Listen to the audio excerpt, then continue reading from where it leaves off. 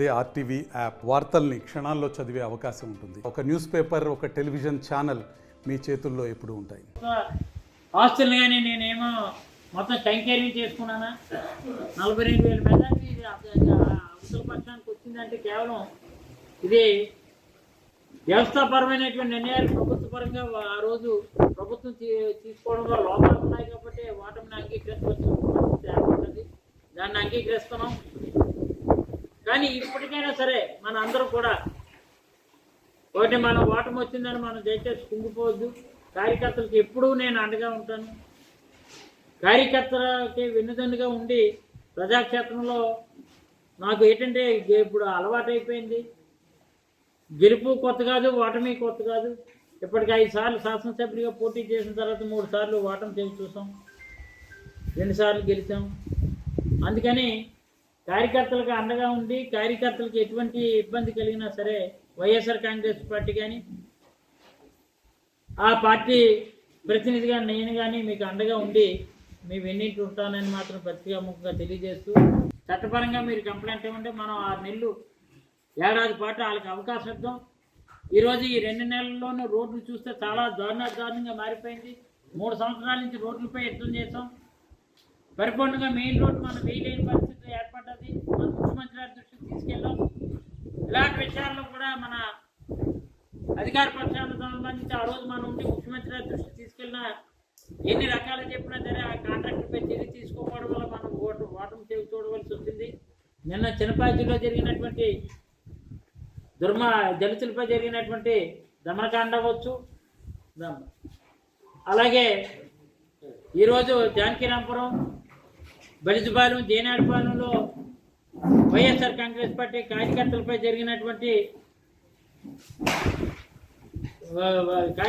తెలుగుదేశం వాళ్ళు చేసిన దుశ్చర్యలు అవ్వచ్చు, శిలాఫలకాలు ధ్వంసం చేసే కార్యక్రమాలు, మైచర్పాలెం లాంటి గ్రామాల్లో జరిగినటువంటి దుశ్చర్యలు అవ్వచ్చు, ఇలాంటివి మాత్రం ఖండిస్తూ అయ్యే మళ్ళీ పునరావృతం కాకూడదని మీరు తెలుగుదేశం వాళ్ళు కార్యకర్తలు కూడా పెద్ద తరహాగా పెద్ద మనసుగా గౌరవాన్ని తెచ్చుకునే విధంగా ప్రవర్తన మార్చుకోవాలని మాత్రం పత్రికాముఖంగా మీకు మండల గ్రాంట్ కనీసం రూపాయి ఎంపీటీసీలు కానీ వాళ్ళకి ఇచ్చేవారు కాదు. ఈరోజు మనం ఇస్తున్నాం.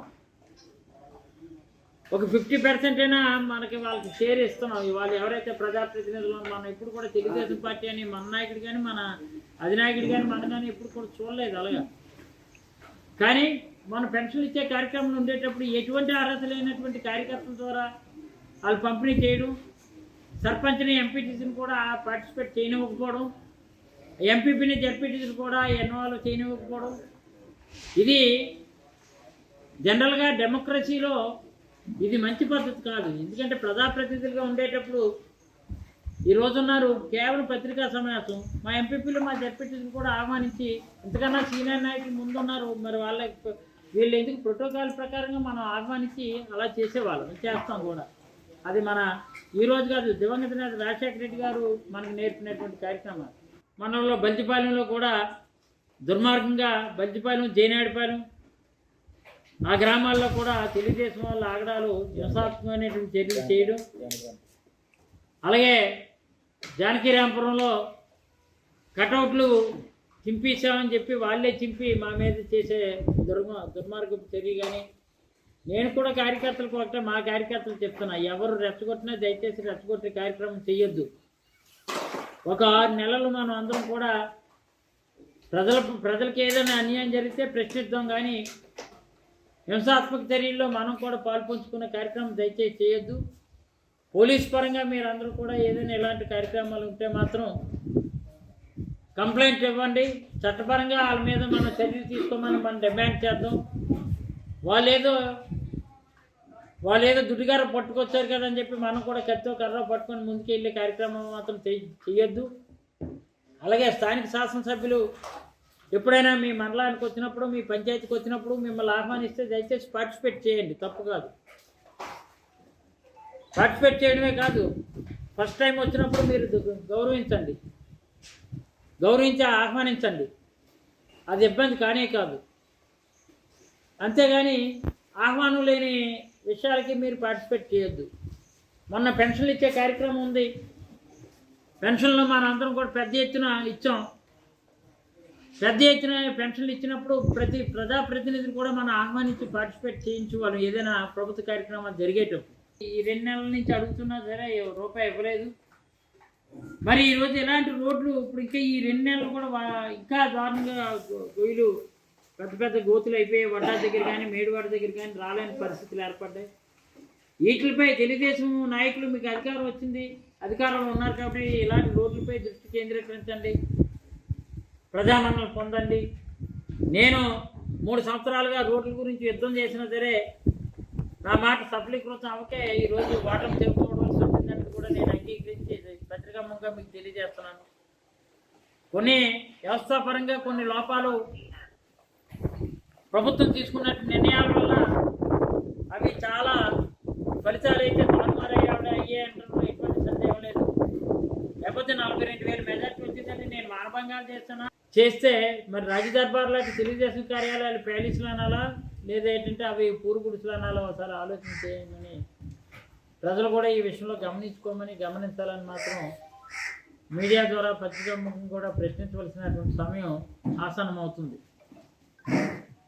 అంతేకాదు కార్యకర్తలపై ఎక్కడైతే వైఎస్ఆర్ కాంగ్రెస్ పార్టీ జెండా మోసినటువంటి కార్యకర్తలు ఉన్నారో భయభ్రాంతులు గురి చేస్తూ పోలీసులని అడ్డం పెట్టుకొని చేస్తున్నటువంటి కార్యక్రమాలు మొన్న ఒకసారి రావుకొత్త మండలంలో చిన్నపాచిల్లో స్వయంగా ఒక బోరు వేస్తే ఏనాడో వేస్తే ఆ బోరు పీకించే కార్యక్రమం కానీ పీకేసి అక్కడ ఉన్నటువంటి వాళ్ళపై దుర్మార్గంగా వాళ్ళపై చేసుకొని చేసే కార్యక్రమం చిన్నపాచిలో చేసినటువంటి కార్యక్రమం కానీ నిన్న ఎస్సీలకు దళితులకు సంబంధించినటువంటి రెల్లీలు సంబంధించినటువంటి వాళ్ళని లేదు ఎక్కడైనా అలాంటి దగ్గర ఎక్కడైనా జరుగుతున్నాయేమో కానీ మన దగ్గర ఎప్పుడు అలాంటివి హింసాత్మక చర్యలు ఎక్కడ కూడా మన ప్రాంతంలో ఇంతవరకు కనిపించేవి కావు. కానీ ఒక దుర్మార్గమైన చర్య ఏంటంటే వైఎస్ఆర్ కాంగ్రెస్ పార్టీ కేంద్ర కార్యాలయాన్ని కూలదోసి 2 స్లాబులు వేసి పిల్లర్స్ వేసి ఇంకా కొంచెం ఇన్కంప్లీటెడ్గా ఉన్నటువంటి మా పార్టీ కార్యాలయాన్నే ఒక దుర్మార్గమైనటువంటి చర్యగా తాడేపల్లిలో తెలుగుదేశం అధికారంలోకి వచ్చిన తర్వాత కూలదీయడం. ఈరోజు ఎక్కడైనా సంవత్సరానికి లీజుకి 1000 రూపాయలే తీసుకుంటారు. ఎన్టీఆర్ ట్రస్ట్ భవన్ బంజారా హిల్స్లో ఉన్నదంటే అది కూడా అంతే. తెలంగాణ భవన్ ఉన్నదంటే 1000 రూపాయలకే సంవత్సరానికి లీజుకి 1000 రూపాయలు లీజుకి తీసుకునేవి ఉన్నాయి. అలాగే ఏంటంటే ఎక్కడున్నా 99 సంవత్సరాలు లీజు తీసుకున్నటువంటి కార్యక్రమాలు 1000 రూపాయలకే ఎకరాకి ఇచ్చే కార్యక్రమాలు ఉంటాయి. అవి ప్రభుత్వం పార్టీ కార్యాలయాలు తీసుకునేవి. ఈరోజు తెలుగుదేశం పార్టీ అయితే విజయనగరంలో కానీ నెల్లూరులో కానీ ప్రకాశంలో కానీ విశాఖలో కూడా ఘనంగా చేయాలి. నేను చోడవరంలో జరుగుతున్నటువంటి కొత్తూరు జంక్షన్లో జరిగినటువంటి కార్యక్రమం కానీ లేదు గాంధీగ్రామంలో జరుగుతున్నటువంటి కార్యక్రమాల్లో కానీ ఇలాగే వీటిల్లో చోడవరం మండలంలో పార్టిసిపేట్ చేస్తాను. అలాగే మా ఎంపీపీలు కానీ జడ్పీటీసీలు కానీ ఆయా మండల స్థాయిలో కొంచెం రాజశేఖర రెడ్డి గారి జయంతి కార్యక్రమాలు ఘనంగా చేసి చోడవరం తాలూకా, ఎందుకంటే అవునన్నా కాదన్నా రాజశేఖర రెడ్డి గారి దగ్గర నుంచి మనం అందరం కూడా కలిసి ప్రయాణం చేస్తూ ఆయన వెన్నింటూ ఉన్నాం కాబట్టి ఆయనకి ఘనమైన నివాళులు అర్పించవలసిందిగా కార్యకర్తలకి నాయకులకి పెద్దలకి అందరూ కూడా తెలియజేస్తూ సెలవు తీసుకుంటాం. మరిన్ని వీడియోస్ కోసం ఛానల్ ని సబ్స్క్రైబ్ చేయండి, లేటెస్ట్ అప్డేట్స్ కోసం వాట్సాప్ ఛానల్ ని ఫాలో చేయండి అండ్ లింక్ డిస్క్రిప్షన్ లో ఉంది.